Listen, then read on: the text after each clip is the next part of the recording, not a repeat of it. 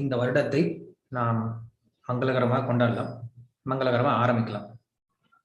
வருஷம் வருஷம் புது வருஷம் வந்துட்டு தான் இருக்கு. கொஞ்சம் நம்ம திரும்பி பார்க்கலாம். நம்முடைய வாழ்க்கையில நம்ம என்ன செஞ்சிருக்கோம், இத்தனை வருஷமா நம்ம என்ன சம்பாதிச்சிருக்கோம் அப்படின்னு யோசிச்சு பார்த்தோம் அப்படின்னா, என்ன சாதிச்சிருக்கோம்னு யோசிச்சு பார்த்தோம் அப்படின்னா, கண்டிப்பா ஏமாற்றம் தான் வரும். ஒன்றும் சம்பாதிச்ச மாதிரி தெரியல. ஆனா இந்த வருஷம் நமக்கு அப்படி இருக்காது. இந்த வருடம் நாம் இப்ப பகவத்கீதை கேட்டுட்டு இருக்கோம். தினசரி ஒரு மாலை காலையில எழுந்திரிச்சு ஜபம் பண்றோம். ஸோ நீங்க அடுத்த வருஷம் இந்த புத்தாண்டு கொண்டாடும் போது தைரியமா நீங்க பார்க்கலாம். ஆமா, போன வருடம் முழுக்கிறான்னு பகவத்கீதை கேட்டிருக்கேன். ஆல்மோஸ்ட் நம்ம இந்த ஒரு வருஷத்துக்குள்ளார பகவத்கீதையை முழிச்சிருவோம். அதனால ஒரு வருஷத்துக்குள்ள நான் பகவத்கீதை முழுமையா கேட்டிருக்கேன், தினசரி நான் ஜபம் பண்ணிருக்கேன் அப்படின்ற அந்த மன திருப்தியோட நம்ம அடுத்த வருஷம் கொண்டாடலாம். இல்லைன்னா நமக்கு வேற என்ன திருப்தி இருக்கு?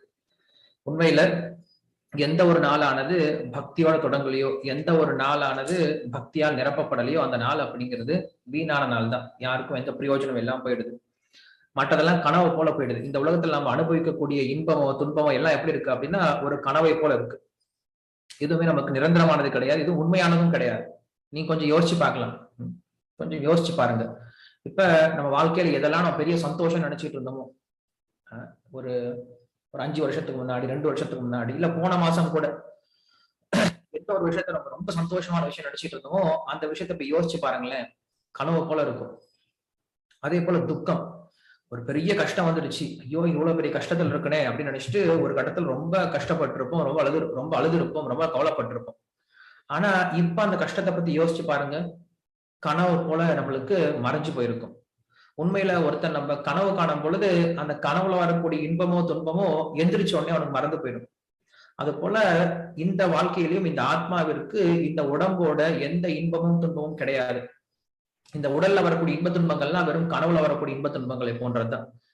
கொஞ்ச நாள் போயிடுச்சு அப்படின்னா கனவுல எப்படி நம்ம வரக்கூடிய இன்ப துன்பங்களை மறந்து போயிடுறோமோ, அதே போல இப்ப நம்ம வாழக்கூடிய வாழ்க்கையில இருக்கக்கூடிய இன்ப துன்பங்களையும் கொஞ்ச நாள்ல மறந்து போயிடுவோம். இது பிராக்டிகலான விஷயம், எல்லாருக்கும் இது உணர்ந்து இருக்கும். நம்ம யோசிச்சு பாக்குறது கிடையாது, அவ்வளவுதான்.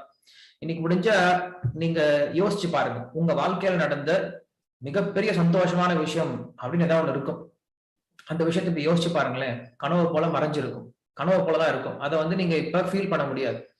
அதே போல ரொம்ப துக்ககரமான விஷயம், நம்ம யாரையாவது விட்டு பிரிஞ்சிருப்போம், இல்ல ஏதாவது பெரிய கஷ்டம் வந்திருக்கும், பெரிய வலி வந்திருக்கும். அதை இப்ப யோசிச்சு பாத்தீங்க அப்படின்னா அதுவும் கனவு போலதான் தெரியும். அந்த விஷயத்தையும் நம்ம அந்த வலியை இப்ப நம்ம உணர முடியாது. சோ இந்த உலகத்துல வரக்கூடிய இன்ப துன்பங்கள் எல்லாமே வெறும் கனவை போன்றதுதான்.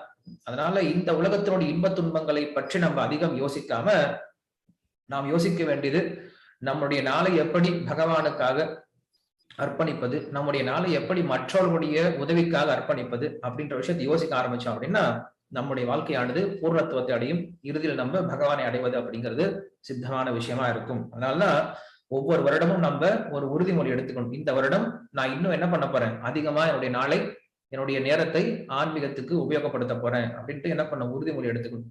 ஏன்னா நம்முடைய 24 மணி நேரத்துல எவ்வளவோ நேரத்தை என்ன பண்றோம், வீணடிச்சிட்டு இருக்கோம். அதுல கொஞ்ச நேரத்தை அதை என்ன பண்ணலாம், நம்ம ஆன்மீகத்துக்கு செலவு பண்ண முயற்சி பண்ணலாம்.